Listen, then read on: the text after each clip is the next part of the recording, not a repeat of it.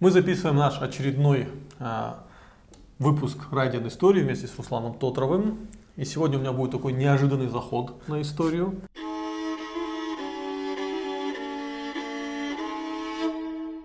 Я буквально пару недель назад вместе с парнем из селения Батако мы ехали вместе из Грозного. И вот мы едем в такси, в такси все осетины, и водитель, и я, он, и болтаем.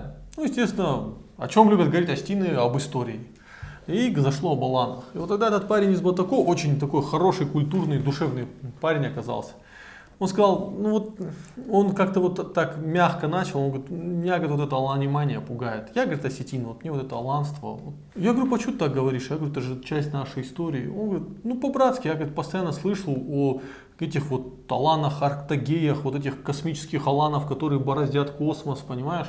И я, говорит, от этого устал, это, говорит, чушь какая-то, это ко мне отношения не имеет. И я тогда понял, что мои опасения, которые я высказывал ранее Батрас и Дамон, они оправдались. В Осетии в какой-то момент появилось огромное количество людей, фриков, которые узурпировали определенный пласт нашей истории и занимаются фолк-хистори.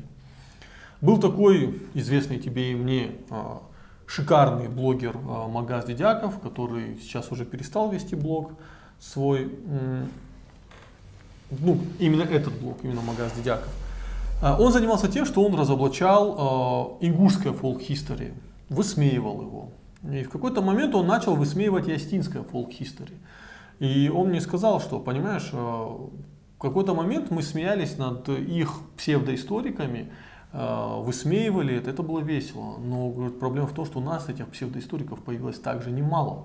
И это проблема, потому что за пластом этой чуши люди уже не разглядят реальную историю. И вот в этом беда.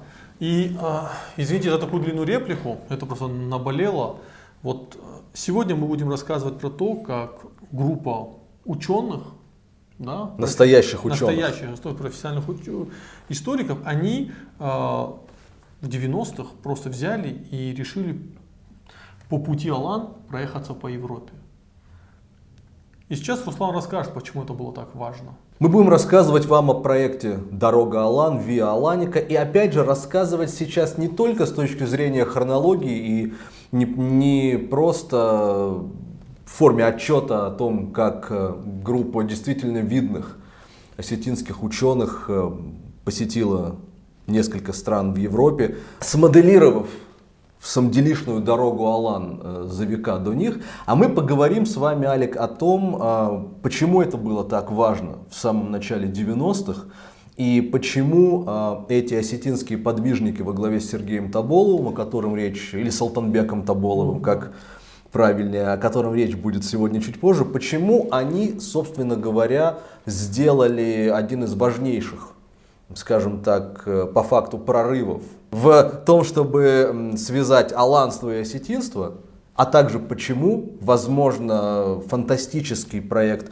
Виа Аланика в том числе стал, к сожалению, благодатной почвой для людей от фолк-хистори.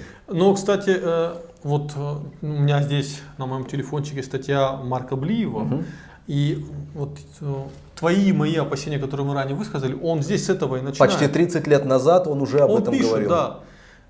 Опять же, это историк именитый Марк Блиев. Тогда казалось, что новая волна аланомании с перестройкой, наметившаяся не только в кругах малопрофессиональных, но и политиканствующих публицистов. Увлечение внешней привлекательной стороной истории Алании, в особенности аланской атрибутикой, где явная бескусица находит место и новому названию народа, и полупреступному коммерческому предприятию, давно раздражает здравомыслящих людей. То есть тогда это уже начиналось, уже шла волна. Чтобы ты понимал, вот с появлением нового государства России, и с по факту возникшей свободы слова, появилась и свобода печати. В прямом смысле этого слова. Кто угодно получил возможность с помощью денежных знаков печатать в типографиях все, что угодно. Если ты проследишь, скажем так, хронологию появления вот этих вот совершенно непотребных книжонок, иного слова не подобрать, на стыке веков, то есть эпох, 91-й, 92-й, когда наряду с действительно интересными исследованиями, наряду с переводными исследованиями западных ученых об аланах начали тиражироваться. Где-то меньше, где-то больше, как я уже сказал, абсолютно непотребные брошюры. То есть то, о чем прекрасный ученый Блиев совершенно справедливо говорит, как о параде безвкусицы. И вот тогда, не в самом 93-м, когда проект Виа Аланика уже случился, а, конечно же, за какое-то время до этого у Султанбека Тоболова и его соратников действительно возникла и начала четко вот так выкристаллизовываться эта идея о том, что в числе прочего одной из задач, которая стояла перед учеными, а Султанбек Петрович, я напомню, возглавлял Северо-Осетинский институт гуманитарных исследований, то есть он и де юре, и де факто был на самом острие действительно научной атаки. Да? Необходимо было, с одной стороны, действительно укрепить понимание в осетинском обществе этой неизбывной взаимосвязи с аланами, а с другой остановить и поставить жесткий такой заслон тому, что сегодня мы с тобой называем folk history.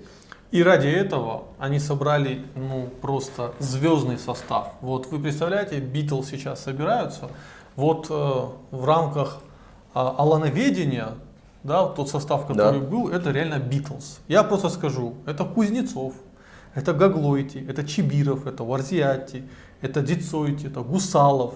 Это Алан Григорьевич Плиев, на секунду. Да, Алан Григорьевич Плиев, понимаете, это просто, это художник Кузаев. Это просто феноменальный состав осетинских интеллектуалов, интеллигенции. Мне трудно представить, что столь качественные интеллектуальные люди вообще в одной комнате могли собраться. Это феноменальная история. И собрал их Султанбек Тоболов. Да, и, конечно же, он в тот момент, помимо прочего, и о нем еще чуть вот сегодня позже, безусловно, скажем, потому что это феноменальная фигура с точки зрения того, как она, в принципе, вообще могла появиться и быть взросшенной в той системе. Да? Так вот, помимо прочего, он, конечно же, прекрасно, будучи не просто человеком от науки, а будучи еще и политиком, волей-неволей, хотел бы он того или не хотел, он был политиком. Он прекрасно понимал, что эта поездка имеет еще и третью сторону. И здесь сейчас, возможно, это то, о чем, кстати, меньше всего говорят, но это третья сторона, это укрепление в международном поле, в принципе, осетин как таковых. И когда мы с тобой говорили о том, что Осетия буквально за год до этого уже стала субъектом международного права де-факто и де-юре, речь идет о Дагомысских соглашениях. Да. Я очень коротко напоминаю нашим зрителям, что когда были подписаны так называемые Дагомысские соглашения о прекращении боевых действий в Южной Осетии, то у этой истории было четыре формальные стороны, то есть 4 юридических гаранта: Российская Федерация, Южная Осетия, Грузия и, внимание, Северная Осетия как независимый субъект международного права в этом контексте. Султанбек Тоболов делал то, что должен делать любой разумный осетинский политик и ученый. Да. Мы в последнее время часто слышим: не политизируйте историю, не политизируйте свою этничность. Да? Но любой более-менее адекватный человек понимает, что история, когда ты изучаешь историю, ты ее уже политизируешь. Когда ты заявляешь о своей этничности, то ты политизируешь ее. То есть это все политика. И они поехали не только узнать об истории Алан от ученых Европы, но и представить им свои исторические концепты, наладить с ними прямые связи, да, сделать такие точки опоры в Европе, в рамках которых они могли бы изучать дальнейшую реальную историю Алан. И на секунду обрубить этим визитом, двусторонними встречами и представленными научными материалами с северо-осетинской стороны в том числе, обрубить любые возможные претензии на мнимое аланство. Я еще раз говорю, Тоболов, безусловно, зрил не просто в корень, но и опережал время. Обрубить любые мнимые претензии на аланство со стороны всех возможных соседних народов. Это был очень важный момент, и поэтому я всегда, когда рассуждаю о проекте Виа Аланика, я продолжаю настаивать, Алик, на том, что помимо глубочайшего культурологического и научного компонента, там был еще очень важный политический, просто его... Почему? Я сейчас подтвержу этими словами, подтвердим фактом, ведь перед этой поездкой была совершенно другая поездка. Засохов. Вместе с ним поехали Беликоев. То есть там было много людей, именно политических акторов, которые предварительно поехали в Венгрию, Францию и основали там какой-то якорь, сделали базу для работы уже вот именно исторической группировки. Поэтому это политический процесс 100%. И это очень важно, потому что, опять же, мы часто слышим: не политизируйте свою историю. Это большая глупость. Историю надо политизировать, потому что история вне политики невозможна. Абсолютно. Абсолютно, абсолютно. И здесь, опять-таки, возвращаясь к фигуре самого Тоболова, почему, то есть бесспорно, что это ключевой человек в цепочке событий, происходящих в начале 90-х в научно-культурной среде в Северной Осетии и в политическом пространстве, как мы уже определили. Тут, Алик, еще очень важно вот что сказать. Я упомянул, что это был удивительный человек с точки зрения того, как он сумел стать таким в заданных условиях. Да, это был человек, безусловно, советский. Да. Это был человек партийный, это был человек, взросшенный системой. Но все его действия, вся его просто титаническая работа во имя Осетии, это очень сильно, в принципе, даже тогда, тем более тогда, контрастировало с образом этого, знаешь ли, обычного рядового, типичного партийного сотрудника, номенклатурщика и так далее. Типичного партийного сотрудника, интернационалиста, который не имел де-факто национальность, он был в первую очередь коммунистом. Он был в первую очередь коммунистом и советским или человеком. в первую очередь номенклатурщиком, а потом астином. Да.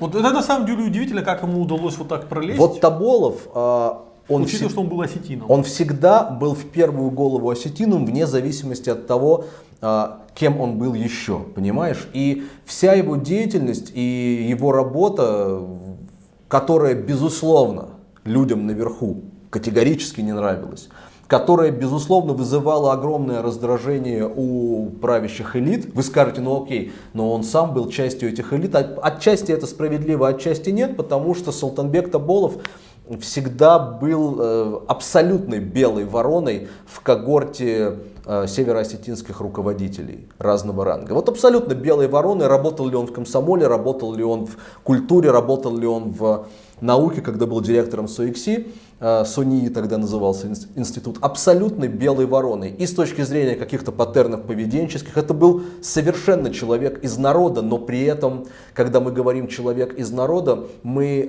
хотим настаивать на максимально положительной коннотации этого определения. Он был народным таким, вот знаете, в боксе есть термин народный чемпион, people's champion, да, вот это был Султанбек Тоболов. Но при этом это был человек неимоверного интеллектуального стержня, человек, о котором его близкие друзья, и, например, мое счастье было в том, что это люди из круга общения и моего отца, то есть я всех их знал вот с абсолютного измальства, о котором всегда все говорили одно и то же. Султанбек, к сожалению, для себя, потому что это как проклятие, и в то же время, к счастью для Осетии, опережал время. Он был безусловным лидером номер один в Осетии с точки зрения харизмы. Он был безусловным визионером, как сказали бы сейчас. И, к сожалению, потому, что начало 90-х, наверное, с одной стороны, было максимально важно, что Султанбек Тоболов был в Осетии тогда. Просто потому, что этот человек огромную роль сыграл, например, в становлении независимости Южной Осетии. Это был один из очень немногих североосетинских, чтобы ты понимал, руководителей, открыто, последовательно и планомерно осуществлявших поддержку Юга Осетии. Я единственное, что хочу добавить. Мы не будем пересказывать статью Марка Блиева о том, как происходила вот эта дорога Алан, да? Мы опубликуем, мы дадим ссылку на нее, и вы сможете с ней ознакомиться. Обязательно это сделать, это обязательно надо сделать, да? Вот почитайте, что Марк Блиев пишет. Я вот в очередной раз замечаю, что вот все-таки в начале 90-х у населения был большой запрос на интеллигенцию. Абсолютно. Как и на юге, мы рассказывали, да, про Тореза Кулумбегова и ту элиту Южной Осетии, старую элиту, да. Так и вот мы смотрим, ведь политикой, вот я для зрителей хочу пояснить. Запомните, депутаты парламента Северной Осетии, они не занимаются политикой. Они занимаются тем, как бы политику придушить. Политику могут делать именно интеллектуальная элита. Историки, преподаватели, часто врачи. Да. И вот мы здесь видим, как именно историки делали политику Осетии. Вот это real politics, та, которой сейчас, к сожалению, нет. Опять же, вот это идеальный состав парламента Северной Осетии. Это состав парламента, условно подобный тому, который был у Северной Осетии в 92-м том же году. И Да. мы с тобой рассказывали в рамках проекта «Истории» о том, как парламент Северной Осетии самолично принял декларацию о признании независимости Южной Ну Осетии. тут я один фрагмент хочу сказать. Я после того, как я прогуливался по набережной Терека, ко мне подошел один из участников этого процесса. И он немного обижен был на меня. Он сказал: Алик, вот вы хвалили депутатов, которые тогда признавали Южную Осетию. Так. Но ведь ты хорошо знаешь, а я знаю, что многих депутатов приходилось сюда заводить чуть ли не под стволами и силой. И вот я там был, и мы их не выпускали, пока они не примут это решение. То есть давление со стороны народа было. И это, кстати, еще один хороший пример. Народ должен давить на своих депутатов, потому что депутаты представляют их интересы. Конечно, без оружия. Ваше главное оружие — это ваш голос. Так что чуть-чуть мы тут слукавили в тот момент, я просто это добавил, чтобы тот человек... С другой стороны, Алик, дела минувших дней, они часто имеют обыкновение обрастать все новыми и новыми подробностями, поэтому здесь тоже... многие подробности исчезают. А многие подробности... И нас, кстати, за это часто исчезают. ругают, что вы вот это не упомянули, это. Мы опираемся только на более-менее официальную информацию. Мы бы с радостью по каждому из наших фрагментов бы записали очевидца или свидетеля этих историй. Да. Возвращаясь к Виа Аланике, это ведь никоим образом не задумывалось и не планировалось как разовая акция. Идеей Сергея Султанбека-Тоболова было поставить проект на постоянные рельсы, то есть, скажем так, вот этот вот аланский тур, дорога Алан, это было только начало. Сверхзадачей проекта было установление регулярных, постоянных и плодотворных контактов с научной и снова политической элитой Европы. К сожалению, в 1993 же году Султанбек Тоболов трагически погибает в автомобильной катастрофе. И вот это тот случай, когда сколько бы мы ни утверждали обратное, но роль личности в истории и роль незаменимой личности в истории, она безусловно есть. Вот. Слушай, отказывать роли личности в истории любят марксисты. Да. А мы с тобой люди немного других взглядов. И, конечно, вот эти великие проекты, которые он затевал, они подугасли, это было ожидаемо. Я знаю, что дочь Султанбека Петровича, Тамара, она некоторое время назад планировала Виа Аланику восстановить, возобновить. Я надеюсь, что, возможно, это все-таки случится, потому как...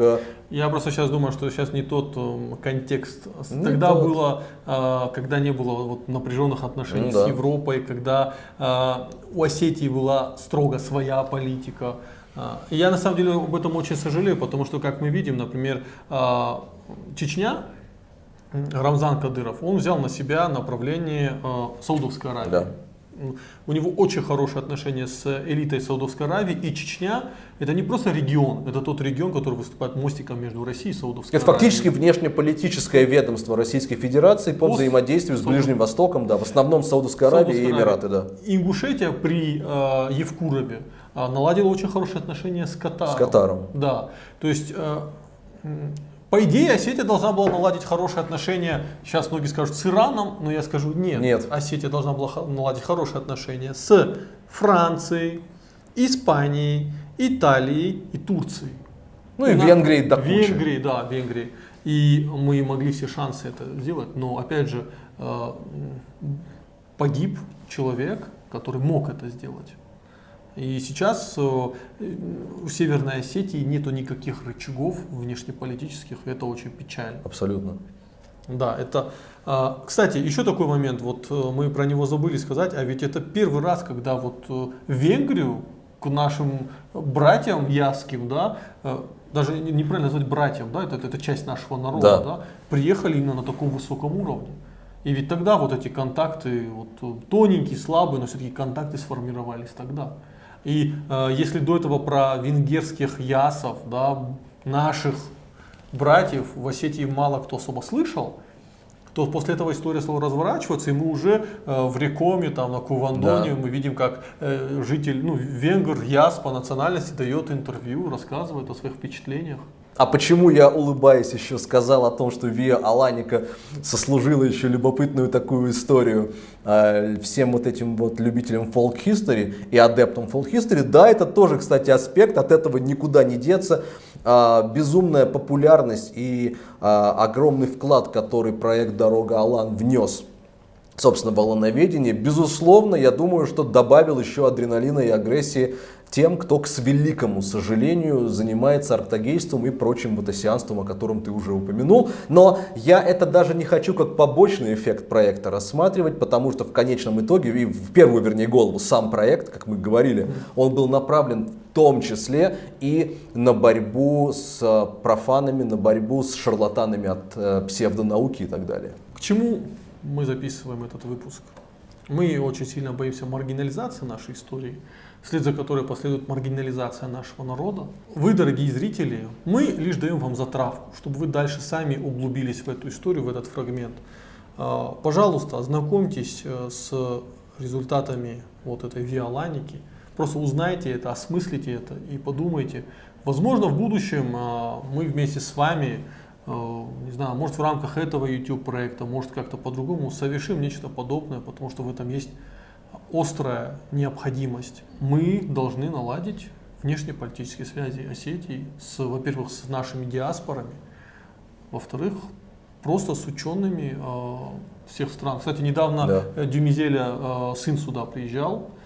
Кстати, его переводчиком с английского сразу на осетинский выступал Сослан Джусойта, который часто здесь бывает в нашей Олег студии. им говорит о сыне Жоржа Дюмизиля, одного из Жоржа крупнейших Дюмизиля. исследователей Алан. И это, кстати, прекрасно, что вот такие люди сюда приезжают, но мы должны формировать контакты. И печально, когда там, например, Алимань пишет письмо про то, что, что вы творите с Зильгинским городищем. Да, человек, который в Испании написал свою работу, докторскую, если не ошибаюсь, об Аланах, узнает, что потомки Алан уничтожают одно из древнейших городищ, он был в шоке, он публиковал письмо, что вы делаете. Да, он прислал это письмо Алексею Чибирову, директору Северостинского отделения Российской академии наук. Да, то есть известная история.